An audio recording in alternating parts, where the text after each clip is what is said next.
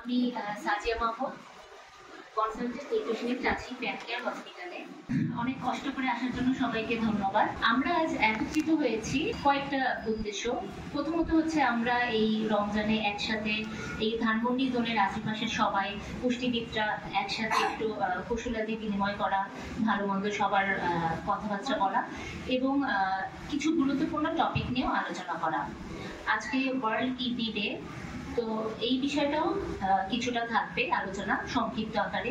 এছাড়া থাকবে আমাদের আজকের যে আলোচনার বিষয়, in regular health monitoring, nutrition and lifestyle management of chronic disease patient, অর্থাৎ কোনো দীর্ঘমেয়াদী রোগের জন্য তাদের যে জীবন ব্যবস্থা, রেগুলার হেলথ চেক আপ ও তাদের খাদ্য ব্যবস্থা বিষয়াদি কতটা গুরুত্বপূর্ণ। নিঃসন্দেহে এটি একটি গুরুত্বপূর্ণ বিষয়। পেশেন্টরা যখন ফলো আপে আসে তখন আমরা বুঝতে পারি যে তাদের উন্নতি হচ্ছে নাকি অবনতি হচ্ছে। তো এই প্যারামিটারগুলো তারা যখন আমাদেরকে দেখায়, মানে নিয়ে আসে, তখন আমরা বুঝতে পারি। তো এই জিনিসগুলো নিয়ে আরেকটু আলোচনা, এই তাদের ডাক্তারি চেক আপ, ওষুধ সেবন, পথ্য ব্যবস্থা, কিভাবে যত্নশীল হওয়া যায়, এই ব্যাপারগুলো আমরা আলোকপাত করব।